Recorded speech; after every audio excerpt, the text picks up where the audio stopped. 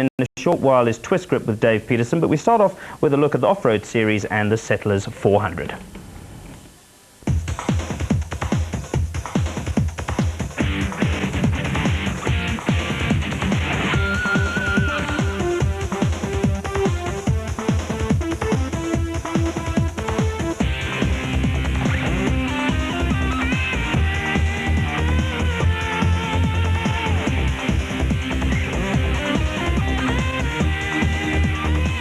Round 5 of the South African Off-Road Championships, the Quick Fit 400 for cars, trucks, motorcycles and quads, coming up as we travel to the small Karoo town of Tarkastad near Queenstown in the Eastern Cape, which is going to have its annual shake-up on Friday and Saturday. 149 competitors, some of them in weird and wonderful machines, prepare for this event that is known to be rough and dusty. 52 cars, 57 motorcycles and 30 quads are going to compete. Friday afternoon, after scrutineering at the headquarters of the Tarkastad Showground, is where all drivers and riders leave from for the 30-kilometre time trial to determine the starting position for Saturday's 370-kilometre race. Dit is baie rof en maar nogtans het ons goed gevaar hier vandag ook die tydtraject hier so baie rof. So ek dink môre is dit 'n kwessie van die ou wat sy kar bymekaar hou wat met sy kop ry wat die ding gaan deurraak. When they say a caution, yeah, they mean a caution. You can't afford to miss one. You already do something drastic to your car. So, but other than that, yeah, try and keep the car together. And obviously, if you can stay on the road, your chance of punctures and damage in your car lessens. So you don't want to be taking too many wrong turns or anything like that. Getting his BMW M3 engine Land Rover from Rob Green Motors into tip-top order is Cliff Barker. Yeah, we're starting to get to the rough races now. The next three are obviously all the rough ones. It's a nice race, yeah. It varies from rough to quite smooth roads. The time trial was very rough, but only 25 k's long. So obviously the space frames will have the advantage, But we'll see about tomorrow. It's just a case of staying on the route. The route's so rough, the minute you step off it, that's where you run into problems. So it's just going to be a case of keeping it on the road. A well-known car, the Shamir Variava Scalzo, now has new owners Gerrit and Lawrence Duplessis. And the championship leader overall so far this year in the Repro Gel Pajero is Neil Woolridge and Paul Vermaak. Well, obviously we're very happy with leading the championship, although it's quite a slender lead. There's still 3 races, including this one, till the end of the year. And I think it's going to go right down to the wire. We are leading, but it's still very close because of the way the point position works for the overall production class. If the marking is anything like last year, it won't make my job too difficult. Today the marking was pretty good. It was run down in a couple of places, but I don't think it'll be a problem, no. In the production vehicle class for Buckies are the experienced Cassie Coetzee and Pete Swanepoel in the Castrol Toyota. Well, first, we're quite lucky. I think we're in a good position to do well.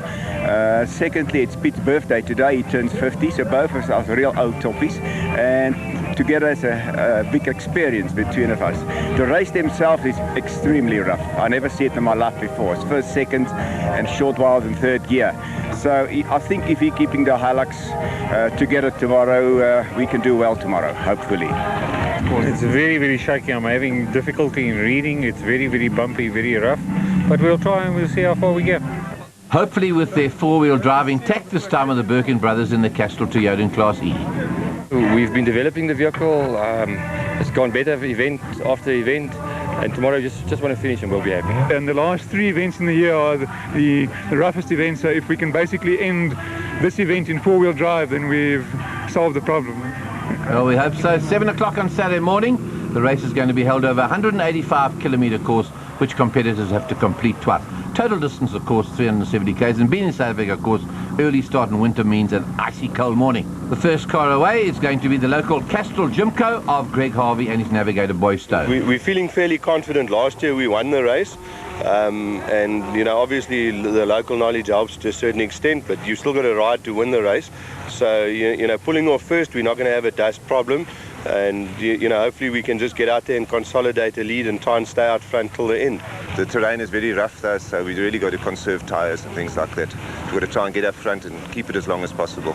Lead in Class A and second away this morning will be the Chepix France Senior and Junior. I think it's a car breaker this race, so the thing here is to hang in and try and save the car. Don't go too wild at the beginning. You're also going to be a lot of dust this morning. There's not much wind blowing, and it's going to be quite bad. You know, the first one to start's going to have a bit of an advantage. I'll be doing the second half of the race. First half is going to be where everybody's going to sort themselves out, get out of the dust and sort of find their positions and places. And then second loop, normally a bit quicker, and hopefully a smooth run right to the end. And that team is certainly going to be hard to beat. They won 3 out of the 4 races so far as we wait for the start. With all that dust expected, just have a look at the helmet there where they feed filtered air into their special helmets.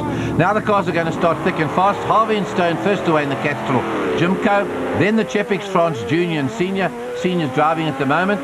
Stanley Illman and Franz Stangl. Listen to that Porsche engine. These are big vehicles, these. The Quick Fit Raceco of Newton Love and Colin Potter's next.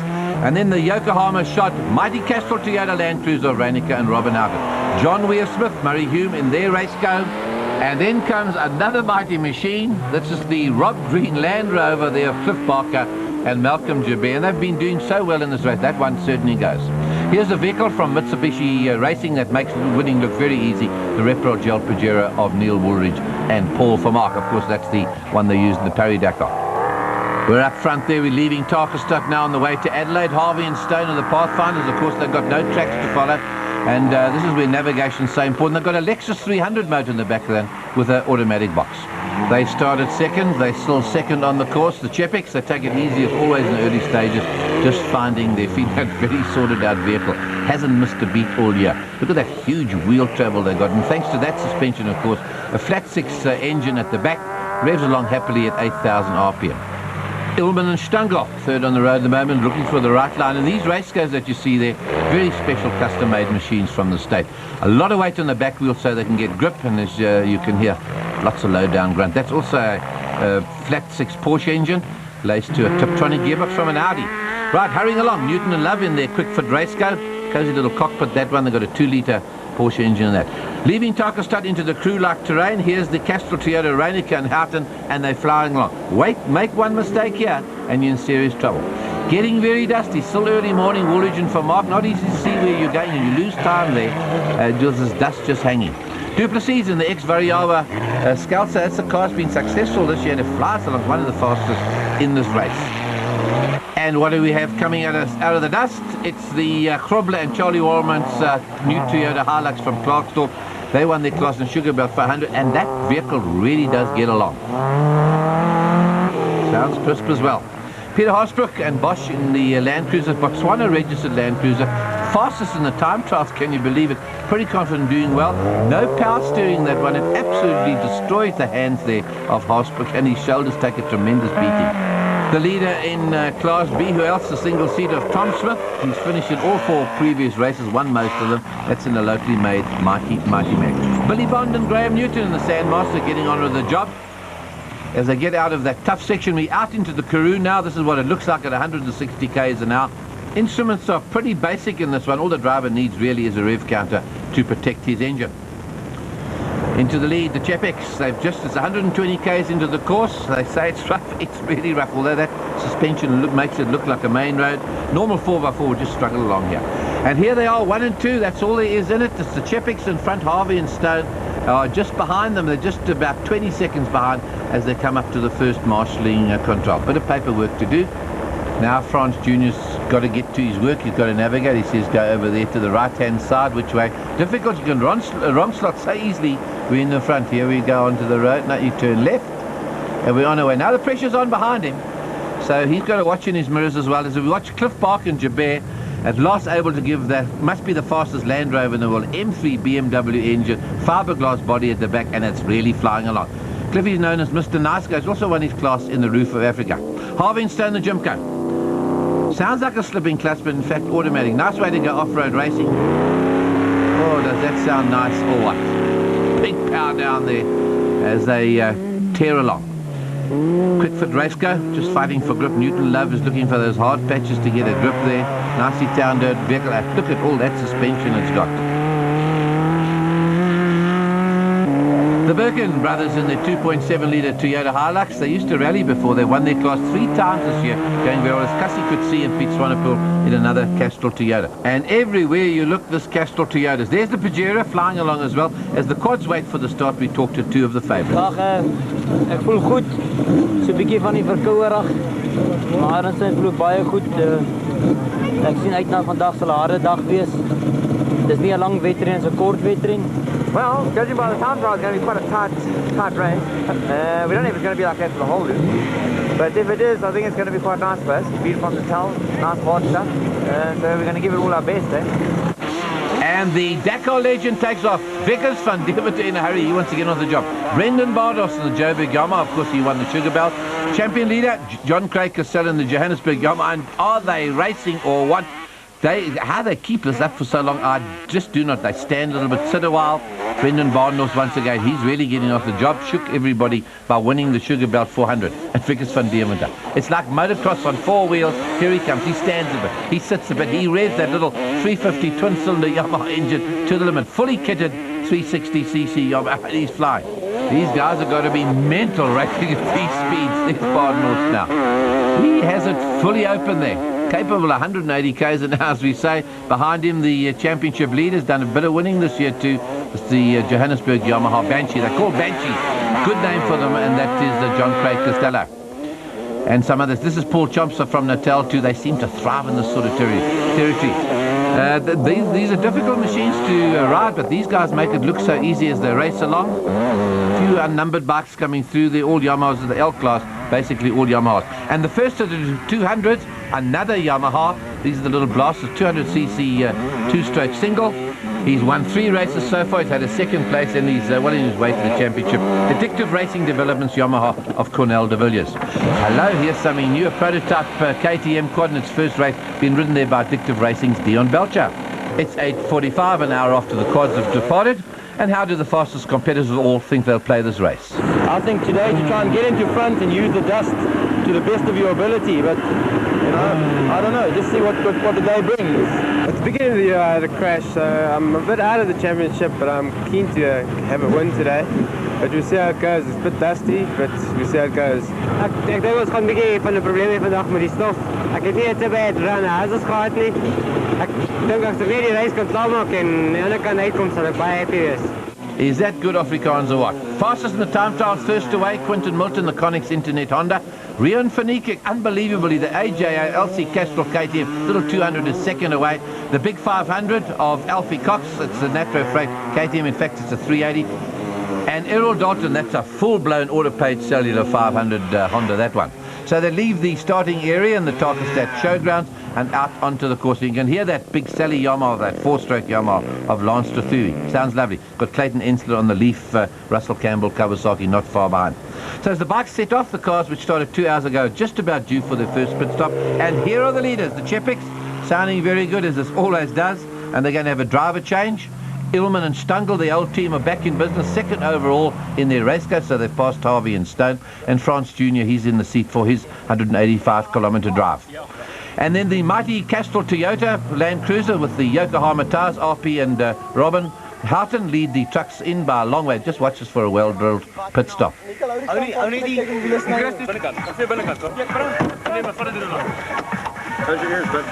That's fine. As they get ready to depart, John Weir Smith, Murray Hume in the Jimco. A big vehicle with all that suspension, as we pointed out before. 4 of them on each side. And the Zermattens, Henry and Morris, making racing that Pajero look like a Sunday afternoon drive. This vehicle is so standard, also from Mitsubishi Racing. That used to be the press test vehicle. And what do the quick fit team of Newton, Love and Pote think of this event so far? Going well, very rough and very fast. Good mixture of both. We had a flat, but otherwise going well. Going to get out there now. Right, thanks. As the Buckies start to arrive for the stop, first to the Class E Buckies, the Birkins in the lead, and guess what? They haven't got a front diff. Once again, they're in the lead by 3 minutes. Here's a big competition from Kaarsdorp. Traubel and Volmans in the Hilux. And 4th fastest in the race this morning so far, the husband and wife team, Tony Yeo and his wife Mandy in that Saybat Land Rover there on Continental tires. They've got a BMW 2.8 engine, also very crisp, and makes that big get along so quickly. Pit stops are over onto lap 2 of this 185-kilometre loop. France Jr. at the wheel. He's getting into his stride. That surface would say it's very rough. As you heard those competitors say, but watch those front wheels.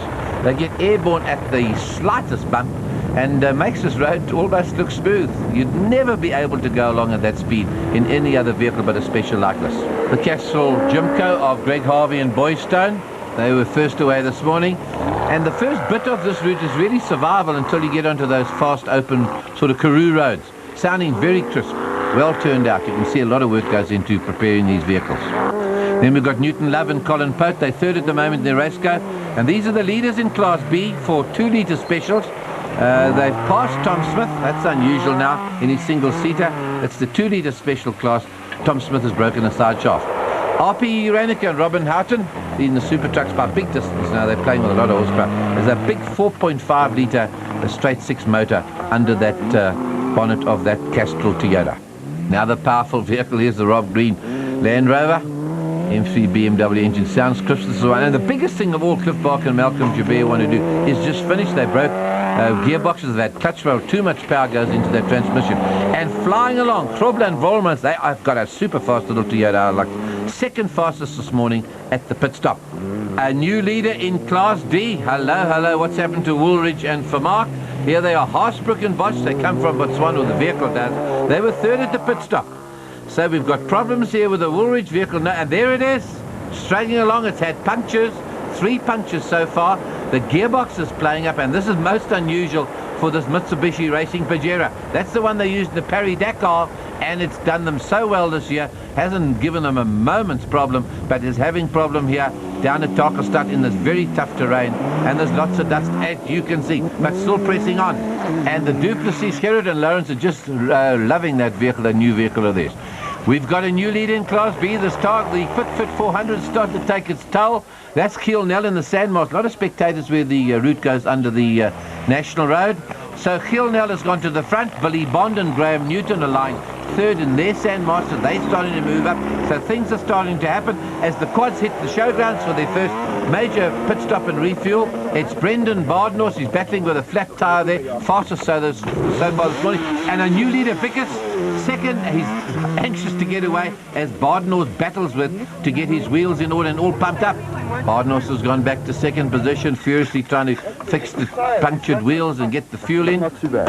I think I'll pull through after that. 19 years old, that's all he is, Bardnos, and a real little flyer. Third fastest. Here he is, John Craig Casella, the championship leader on his Johannesburg Yamaha quad. And we've really had 10 quads retire so far. Paul Chomser from Natal comes in. He's lying fourth after his fourth lap. They've got to be slow coming to the pit. And the first of the smaller quads, who else but Cornel de Villiers, hasn't been headed this year. He's leading the championship by 15 points and amazingly quicker than a lot of the 350 quads. He's just done a little 200.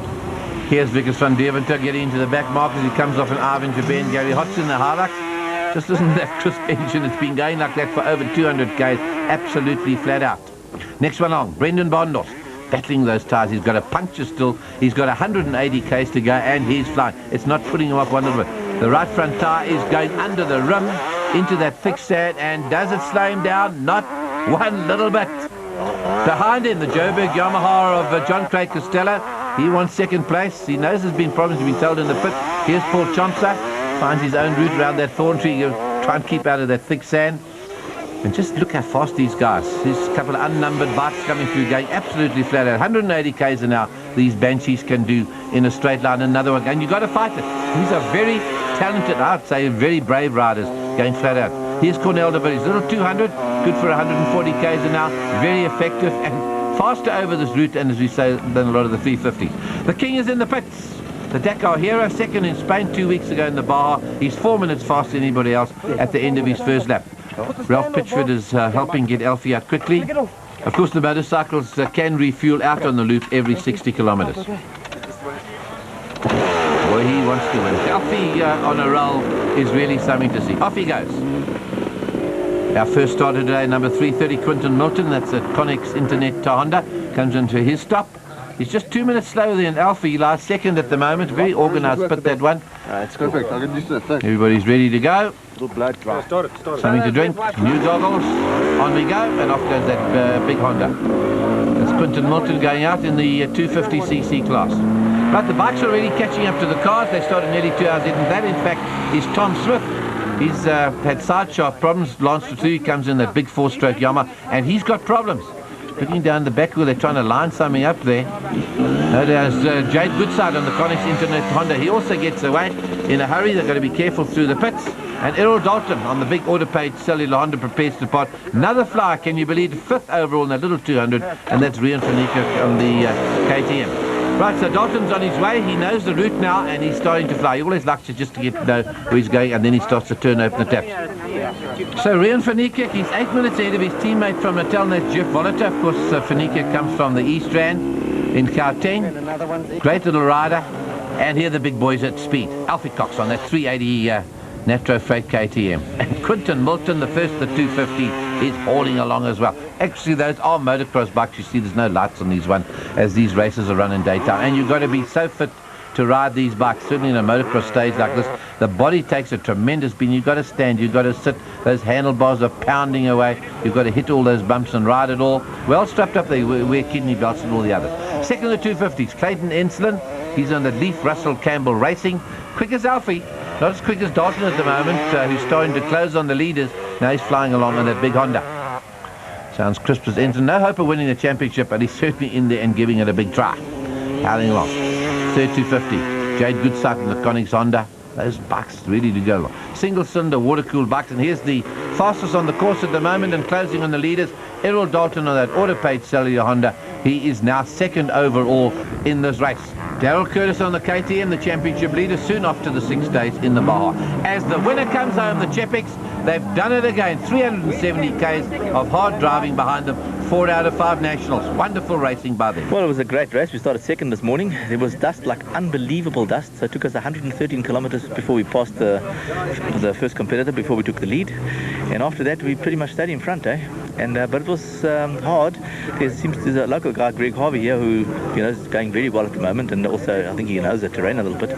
So to fight against him was very difficult. Reinicke and Houghton are the fastest of the super trucks, also production vehicles, come through in a slide. Wonderful victory there in that Castrol Toyota Land Cruiser. Well done, man. Well done. Ja, baie rowwe reis vergelyk omtrent met die dag van Afrika. Die verskil is net hierso moet jy van die Hood Go af moet jy ry. Want die afstand is so kort. Dis nie soos in die dag wat jy die eerste sal ek sê 500-600 kg sal ek stadig vat nie, maar jy moet net van die eerste oomblik af voluit gaan. So dis baie rof op die voertuig en op jouself ook. So en jy het geen ander keuse om van die voluit te ry nie. You had to play a little bit safe, obviously, but you've had no choice, and sometimes you see there you have a quiet moment of prayer. There's not going to be a puncture or something, and odd guy puncture here, and the tyres worked very well today, and no puncture. I think that's one of our first clean runs this year where we didn't put a foot out the car the whole day, and that's what you have to do nowadays. So we're very happy with that. And Robin speaking highly of those Yokohama tyres. First success there for the Duplessis in a new car. 2nd in class behind the Chepiks is some going. And 3rd, men who started first this morning, Greg Harvey and Boy Stone. 3 minutes behind Duplessis, a very, very good performance in the Castrol Jimco. And they probably would have won here today. Unfortunately, a few gremlins in the engine which set them back. But a 3rd position there, very good finish. As we have John Weir-Smith and Murray Hume, they're most happy with their 4th position. And leading the production standard trucks home, Hein Krobler and Charlie Volmans have been flying along, also with Yokohama tyres. And here's a team that's going to be happy, the Botswana Land Cruiser. First win in their class after the Woolwich Pajero retired. And I just love that safety net. All A-class vehicles in the top 5, the Chepiks father and son team, convincing win there by 31 minutes, and the new car, the Duplessis, performed very well. Greg Harvey and Stone, the only car not with a Porsche engine, they of course got the Lexus 300 engine, Weir-Smith and Hume, and then Ilman, the L team, with Franz Stangl in 5th spot. RP Reinicke, Robin Houghton, convincing win in that Castrol Toyota there, the 21 minutes ahead of Hein Krobler and Volmans in a Hilux buggy that absolutely flies along. Haasbroek wins Class D, the Birkins were 2nd in Class C, and Cassie Coetzee and Piet Swanepoel were 2nd in Class D. Those are the first 5 in the production vehicles. And the winner of the quads, well, Sonosoki's Vickers van Dierminter. He wins by 4 minutes despite his flu. Het was de eerste keer in mijn leven dat ik redelijk gewerkt heb om te rijden. Ik heb lekker gereden, Brein en Baardenhorst het mij al mijn hel gegeven. Hij was voor geweest, ik heb hem weer gevangen. Maar ik denk ik griep het mij onderuit, mij klaar. Dit was baie, ek wil net vir die organisasie sê baie dankie en vir my borgers Jojo Tanks Castro, FMF en Gideon de Beer makelaars op ligte, maar baie dankie. Was dit nie vir hulle was dit nie moontlik vir my om te kan ry nie. Baie dankie. John Craig Casella keeps his championship lead for the quads, came through to second position, and not too far behind him was Paul Chomsa. I want to find his number on there. Oh, there it is, L3 there, that one. He comes from a talent. Have a look, Brendan Barnard, 180 Ks on those wheels. He had serious punctures on that machine. Doesn't phase him at all. Comes through in fourth position. How can you ride with those wheels? They are so dented. Vickers of Van Deventer wins on the Jojo Tanks Castrol Yamaha. They're all Yamahas, these ones. John Craig Casella from Johannesburg Yamaha. Paul Chomsey from Natal. Brendan Bardenos, very good ride there in fourth spot, and Mark Breckel in fifth. And here he is, Alfie Cox, winning by 3 minutes on that Natro Freight KTM. He's won every single race this year. Been racing overseas, and wherever he goes, he's just a major success story. Wonderful ride there by this Natalian. And doing a fronty there, coming in Errol Dalton, fastest in this loop. He was catching Alfie not too far behind him. He comes through in the autopage early on, and Clayton Ensign comes through in third. And despite the rough territory, they hardly look like they've raised a sweat. Rian van Niekerk, fifth overall, brilliant, and the winner of the 200cc class. Alfie wins the open class, Clayton Ensign, the Kawasaki, the 250s, and Rian van Niekerk, the 200s, all brilliant rides. Now the competitors have just got 5 weeks to prepare for round 6 and the Caledon 400.